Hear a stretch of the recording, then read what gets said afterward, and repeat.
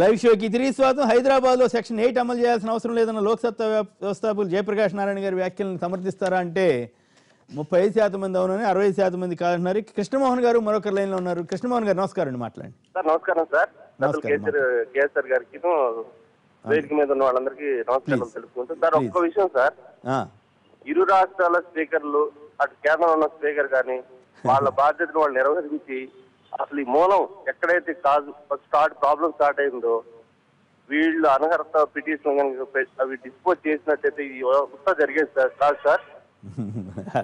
అట్లా అని మీరు కన్ఫర్మేషన్ చెప్పలేరు, ఎందుకంటే ఫిరాయింపులకి ఇవాళ కొత్త చరిత్ర కాదు ఫిరాయింపులది. మీరు చెప్పింది వాస్తవం, వాళ్ళు చేసి వాళ్ళ బాధ్యత వాళ్ళు నిర్వర్తించాలి, స్పీకర్లు చేయట్లేదు అనేది వాస్తవం, నేను దాన్ని ఏం తప్పు పట్టట్లా. కానీ దాంతో ఈ కొనుగోళ్ళు ఆగిపోతాయని ఇప్పుడు నిన్న గవర్నర్ దగ్గరికి వెళ్ళారు వైఎస్ఆర్ కాంగ్రెస్ వాళ్ళు, మా ఎంపీటీసీని తెలుగుదేశం పార్టీ కొనేస్తోంది అని గగ్గోలు పెడుతుంది. నిజం ఒకటిదా అనేది రాంబాబు గారు టీడీపీ వాళ్ళు తేల్చుకోవాలి, అది వేరే విషయం. కానీ ఆ ఆరోపణకు ఆస్కారం ఇచ్చారు కదా. అంటే ఈ ప్రజాస్వామ్యంలో ఈ కొనుగోలు అనేది ఒక దౌర్భాగ్యమైనటువంటి పనిగా మారింది. అట్లాంటివి జరగకూడదని కోరుకోవాలి తప్ప మూలం ఖచ్చితంగా మూలమే, దాంట్లో అనుమానం లేదు. Me your point is well taken Krishnamohan గారు. ఇక సుధీర్ కుమార్ గారు చెప్పండి, మీ ఇందాక వారు చేసిన వ్యాఖ్యలపైన మీ స్పందన ఏమిటి? సుధీర్ గారు. సార్ ఇప్పుడు దీంట్లో మనకు అంటే ఇది ఏసీబీ అధికారులు కరెక్ట్గా ఏది కూడా ప్రొసీజర్ అడాప్ట్ చేయలేదు. ఫస్ట్ ఇన్ఫర్మేషన్ అనేది వాళ్ళు రికార్డ్ చేయాలండి. ఎవరైనా కంప్లైంట్ ఇచ్చిన వెంటనే they have to register, FIR register చేయాలి. మన స్టీఫెన్సన్ గారు 28th రోజు కంప్లైంట్ ఇచ్చారండి ఏసీబీ అధికారులకి. ఓకే, కానీ వాళ్ళు ఎప్పుడు 31st రోజు after the arrest of Revanth Reddy గారు అప్పుడు ఎఫ్ఐఆర్ రిజిస్టర్ చేశారండి. మనకు ఒక ప్రొసీజర్ అడాప్ట్ చేయలేదు. 154 CrPC clear first information report, అది వారు ప్రొసీజర్ అడాప్ట్ చేయలేదు. ఎఫ్ఐఆర్ రిజిస్టర్ చేసిన తర్వాత ఇన్వెస్టిగేషన్కి వెళ్ళాలి. మీరు చెప్పేది ఒక రెఫరెన్స్, కానీ ఆ సుభాష్ గారు ఆయన చెప్పిన రెఫరెన్స్ మీద మీరు ఏమైనా మాట్లాడగలిస్తే మాట్లాడండి. ఏ రెఫరెన్స్ కోట్ చేశారు? ఇందాక ఆయన అన్నారు కదా, వారు అట్లాంటి ముందుకు తీసుకొచ్చారని, తర్వాత ఇతవరకైతే అట్లా తీసుకొచ్చేవారు కాదు. అదే సార్, అదే not before you not before me అనేది అది మనకు ఇది ప్రొఫెషనల్ కాండక్ట్ గురించి వస్తుంది. అంటే మెజిస్ట్రేట్ గారు, ఇప్పుడు ఒక మెజిస్ట్రేట్ గారు ఉంటారు, అట్లయితే అది మోటోస్ అట్రిబ్యూట్ చేసేటట్టయితే వద్దు. అదే ఇది ఇప్పుడు ఇది మెజిస్ట్రేట్ గారికి అంటే నాట్ బిఫోర్ మీ అని అంటే అతనికి జూనియర్స్, అతను తెలిసిన న్యాయవాదులు అతని ముందు ఆర్గ్యూ చేస్తున్నప్పుడు అతను అంటే నేను అతని ఆర్గ్యుమెంట్ అంగీకరించను అని అతను మెజిస్ట్రేట్ గారు అంటే జడ్జి గారు ట్రాన్స్ఫర్ చేస్తారు. అంటే ఇది ఇంతకుముందు మన కృష్ణారావు గారు చెప్పినట్టు బ్లడ్ రిలేటివ్స్ కానీ వాళ్ళ ఇప్పుడు ఇది సుప్రీంకోర్టు ఇది జడ్జ్ చేస్తుంటారు, హైకోర్టు జడ్జ్ చేస్తుంటారు, వాళ్ళ బంధువులు వాళ్ళ అబ్బాయిలు ఎవరైనా ఉంటే అతని ఆర్గ్యుమెంట్స్ వినరు. ఎందుకంటే బయస్ అయ్యే ఛాన్స్ ఉంటుంది, అతను ఇస్తాడా లేదని సెకండరీ అక్కడ. కానీ అతని వాదనలు వింటే అతను ఏమైనా ఆర్డర్ పాస్ చేస్తే అంటే వేరే అదర్ సైడ్ రెస్పాండెంట్ వారు క్వశ్చన్ చేస్తారు, మీరు బంధువులు అంటే మీకు అతను మీరు జూనియర్ ఉన్నారు కాబట్టి కరెక్ట్ రాలేదని అపీల్కి వెళ్ళే ఛాన్సెస్ ఉంటుంది. అంతేగాని not before you not before me అనేది అది ఎక్కడ కూడా మన ఇది కాన్స్టిట్యూషన్, సిఆర్పిసి, ఐపీసీలు ఎక్కడ కూడా పదమే లేదండి. దానికి సంబంధించిన సెక్షన్ ఎక్కడ కూడా లేదు. ఓన్లీ ప్రొఫెషన్ కాండక్ట్లో అది మెన్షన్ చేస్తారు, అంతేగాని not before you not before me అనేది ఎక్కడ కూడా ఉండదండి. జనరల్గా ఇప్పుడు ఏసీబీ అధికారులు చేసింది ప్రొసీజర్ తప్పని మత్తయ్య గారు క్వాష్కి వెళ్ళారు. అంటే 3 days తర్వాత ఎఫ్ఐఆర్ రిజిస్టర్ చేశారు వాళ్ళు. 28th కంప్లైంట్ ఇస్తే 31st night 9 o'clock FIR register చేశారు. ఆల్మోస్ట్ 4 days ల్యాబ్స్ అండి. అంటే ఆ మధ్యలో ఏమేమి కుట్ర జరిగింది అవన్నీ తర్వాత అయితే కోర్టు ముందు అవి వస్తున్నాయండి. కానీ ఒక ప్రొసీజర్ అని ఉంటుంది, ఆ ప్రొసీజర్ అడాప్ట్ చేయలేదు ఏసీబీ అధికారులు. అందుకొరకే మత్తయ్య గారు మన క్వాష్ పిటిషన్కి వెళ్ళాడు. దాంట్లో ఏ విధమైన తప్పు లేదండి.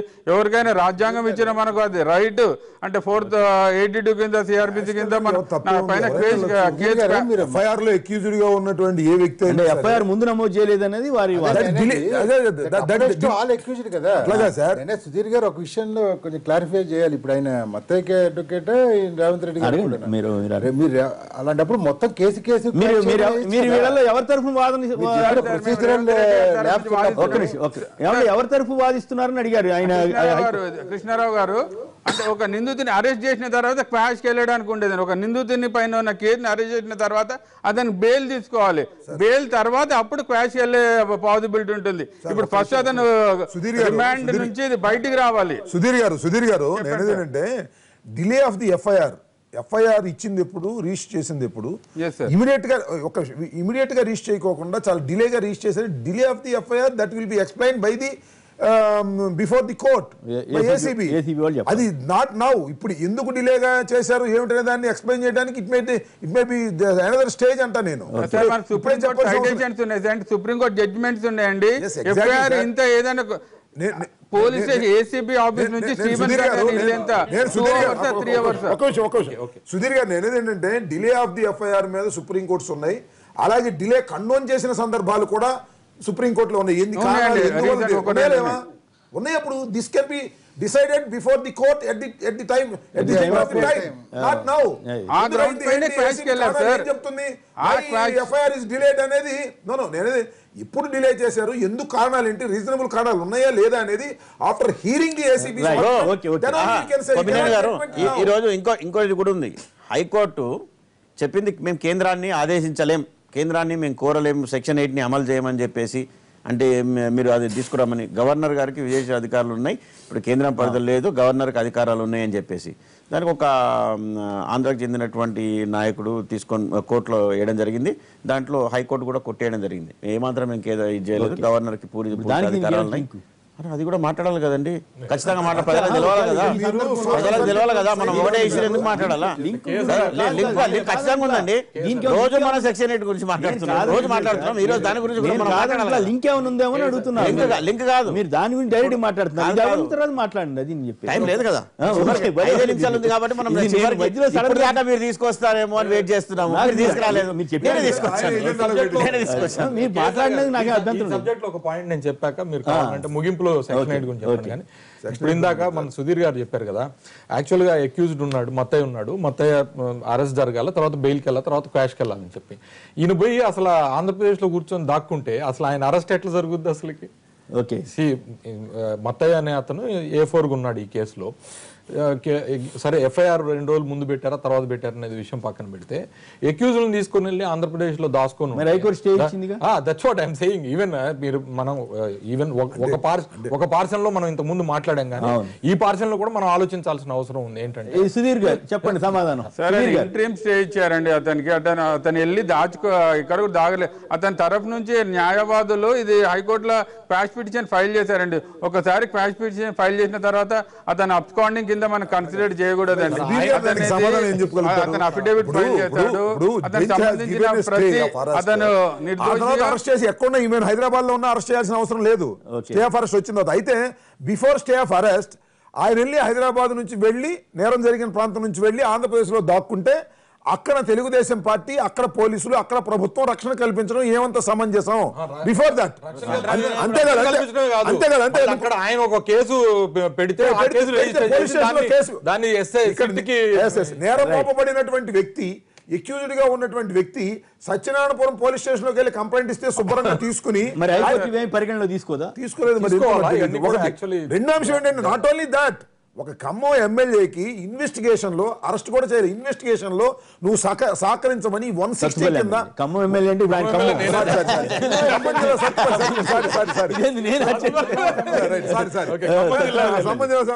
ఎమ్మెల్యేకి సంబంధించి ఆ సండ్ర వెంకటవీరయ్య గారికి నోటీస్ ఇస్తే 160 కింద నాట్ అన్ అక్యూజ్డ్. అంటే మీరు వచ్చి దీన్ని సాక్ష్యం చెప్పమంటే ఆయన్ని తీసుకెళ్లి విజయవాడలోనూ లేకపోతే రాజమండ్రిలోనూ లేకపోతే వైజాగ్ లోనూ దాచి అక్కడ ఏదో ఉన్నాడని చెప్పేసి చంద్రబాబు నాయుడు గారు నాటకం ఆడుతుంటే మరి దీన్ని ఏమనాలి? నేనేదంటే కోర్టులో ఏం జరుగుతా ఏంటి అనేది పక్కన అటు పెడితే బయట జరుగుతున్నది ప్రపంచం అంతా చూస్తున్నది, చంద్రబాబు నాయుడు గారు చేస్తున్నది అన్యాయం అనేది అర్థమవుతుంది. సుధీర్ గారు ఎక్కడ కూడా అబ్స్కాండింగ్ లేదని 2-3 డేస్ అతను అంటే ఇది 1 to 5th వరకు హైదరాబాద్ లో ఉండి నేను ఇంట్లో ఉన్నాను, నన్ను వచ్చి ఇది మీరు ఇన్వెస్టిగేషన్ చేయొచ్చు అని అంటే ఛానల్స్ లో కూడా ప్రతి దాంట్లో కూడా అతని పర్సనల్ ఇంటర్వ్యూ హైదరాబాద్ లో ఇచ్చాడు. అతను ఎక్కడ 5 days అవ్వలేదు. తెలుగుదేశం పార్టీ సెక్యూరిటీలో ఉన్న మాట వాస్తవమా కాదా? సుధీర్ గారు మీరు ఎన్ని ఎక్కడ డిఫెండ్ చేస్తారండి? అది పొలిటికల్ సంబంధించిన అవసరం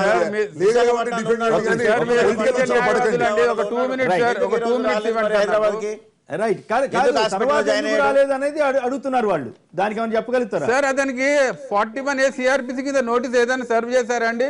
సుప్రీంకోర్టు గైడ్ లైన్స్ ప్రకారం నీ పైన కేసు ఉంది, దానికి వివరణ ఇచ్చారా అని ఏదన్నా మన ఏసీబీ సార్ నా వాదనలో పూర్తిగా వినండి సార్ మీరు. ఓకే, చెప్పండి. 41A సిఆర్పిసి ఏముంటుంది సార్, ఎవరిపైన అంటే అఫెన్స్ బిలో 7 years ఉంటే ఆ ముద్దాయికి ఒక నోటీస్ సర్వ్ చేయాలి. సుప్రీంకోర్టు గైడ్ లైన్ ప్రకారం మ్యాండేటరీ. అది సర్వ్ చేసి అతన్ని అంటే అతను ఇచ్చిన సమాధానం కరెక్ట్ గా లేదు అనుకుంటే బిలో 7 years ఉంటే ఏసీబీ అధికారులు బెయిల్ ఇవ్వచ్చు. ఇన్ కేసు అతను అరెస్ట్ చేస్తే ఎందుకు అరెస్ట్ చేస్తున్నాము అంటే ఇతను అబ్స్కాండింగ్ అవుతాడు, ఎవిడెన్స్ ట్యాంపర్ చేస్తాడు, రీజన్స్ చెప్పుకుంటూ జడ్జి గారిని సబ్మిట్ చేయాలి. అతను ఎక్కడ కూడా 41A ప్రకారము ఏసీబీ అధికారులు ఫాలో అవ్వలేదు. ల్యాప్సెస్ ఉన్నాయండి ఏసీబీ అధికారులు కంప్లీట్ గా. మీకున్న సుదీర్ఘ అనుభవాన్ని దృష్టిలో పెట్టుకుని సుధీర్ గారు మీరు హైకోర్టులో అన్ని చూస్తున్నారు, ఎవరో చెప్పారు సార్ ఇది ఎంతవరకు నిజమో. వాళ్ళు ఏం చెప్పారంటే ఏసీబీలో పనిచేసే సీనియర్ ఆఫీసరు గత 20 సంవత్సరాల్లో ఏసీబీ బుక్ చేసిన ఎక్యూజ్డ్లో ఇలాగా ఎవరిని అరెస్ట్ చేయొద్దు అని స్టే ఇచ్చింది ఇది ఒకటి. గత 20 ఏళ్లలో ఎక్యూజ్డ్ని అరెస్ట్ చేయొద్దని ఎప్పుడు ఏ కోర్టు ఇవ్వదు ఈ ఏసీబీ కేసుల్లో, అందులో ప్రత్యేకించి ఇది మొట్టమొదటిసారి ఇలా జరిగిందని ఒకళ్ళు అన్నారు. అది నిజమా అబద్ధం? అది ఐడియా. కృష్ణారావు గారు అంటే జనరల్ గా అమౌంట్ తీసుకున్నాం బ్రైబరీ కింద చాలా ఏసీబీ కేసులు ఉన్నాయి. చూపడం అనేది మన సౌత్ ఇండియాలో ఫస్ట్ కేసు అనుకుంటున్నాను మాకున్న నాలెడ్జ్ ప్రకారం. అమౌంట్ తీసుకుంటూ పట్టుబట్ట కేసులలో ఏసీబీ అధికారులు అరెస్ట్ చేసి రిమాండ్ పంపిస్తుంటే నేరారోపణ అతను allegation, purely an allegation. South India different south ఇండియాలో ఫస్ట్ కేసు అండి. అంటే డబ్బు ఇస్తూ పట్టుబట్టు అంతకుముందు డబ్బు ఇవ్వడం ఎంత నేరమో తీసుకోవడం అంత నేరం అని ఉంది. కానీ ఇక్కడ కంప్లైంట్ ఎవరయ్యా అంటే డబ్బులు తీసుకుంటున్నాయని కంప్లైంట్ చేశాడు. హైదరాబాద్ లో సెక్షన్ 8 అమలు చేయాల్సిన అవసరం లేదని లోక్సత్తా వ్యవస్థాపకులు జయప్రకాష్ నారాయణ గారి వ్యాఖ్యలను సమర్థిస్తారా అంటే 40% మంది అవునని, 60% మంది కాదన్నారు. SMS పంపిన వారందరికీ కూడా ధన్యవాదాలు. కృష్ణారావు గారు, రాంబాబు గారు, పువ్వాడ అజయ్ గారు, గణేష్ బెగాల గారు, సుధీర్ కుమార్ గారు అందరికి కూడా ధన్యవాదాలు. ఇది నేటి వార్తా విశ్లేషణ కార్యక్రమం. నమస్కారం.